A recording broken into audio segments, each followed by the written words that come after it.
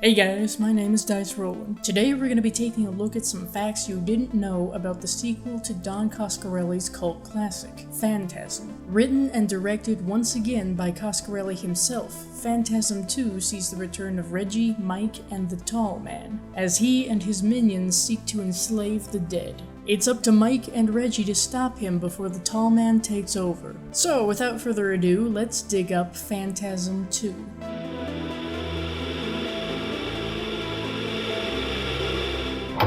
You think that when you die, you go to heaven.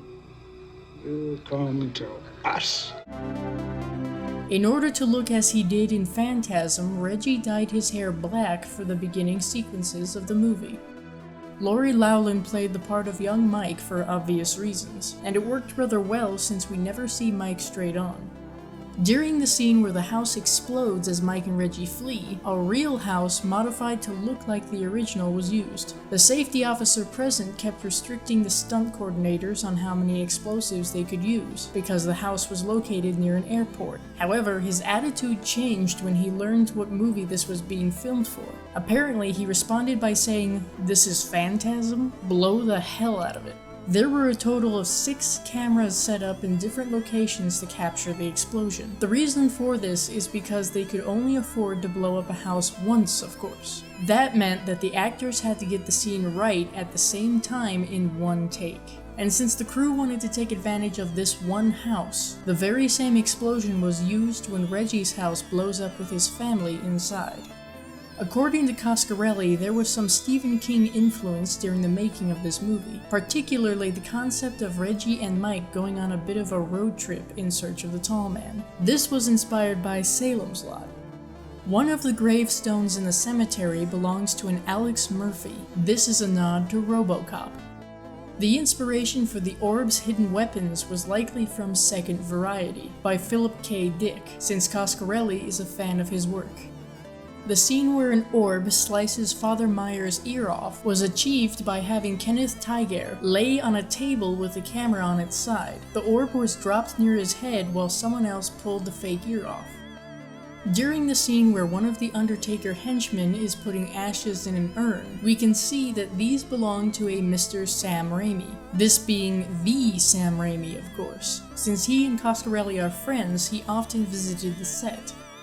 Every stunt that we see Reggie do on screen was actually done by Reggie Bannister, with the exception of the scene where the character had to jump a chainsaw because the crew wouldn't let him.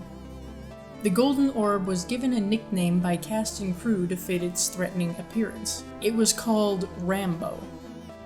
Percy Rodriguez narrated the trailer for Phantasm II. Brad Pitt was one of the actors to audition for the role of Mike. Ironically enough, Reggie Bannister worked at a funeral home assisting with embalming after he quit acting after Phantasm. Phantasm II had the lowest budget for a Universal film during the 80s.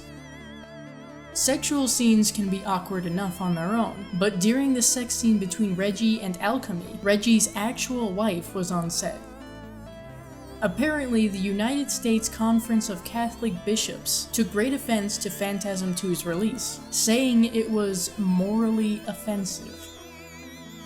Since the release of Phantasm II, Don Coscarelli has pointed out some specific things that Universal had heavy influence on. These being, wanting to recast Reggie and Mike due to Reggie Bannister and A. Michael Baldwin being unknown actors, and having not been active in acting since the first Phantasm. But Coscarelli had both actors audition for the characters anyway. This led to Universal giving him a compromise of keeping just one actor. So he chose Reggie and had James Lee Gross take the part of Mike. A female lead had to be added to the story as a love interest for Mike. This turned out to be Liz. Universal also wanted a more linear plot instead of the mysterious kind we were used to in the first. Voiceovers were also required, and characters were not allowed to dream. So, those were some facts about Phantasm II you may not have known. I hope you enjoyed this video. If you did, give it a like to let me know. And don't forget to leave a comment down below telling me what other horror movies you'd like to see me dig up some facts about. Also, don't forget to share this video to help the channel grow, and subscribe for more videos like this. See you later.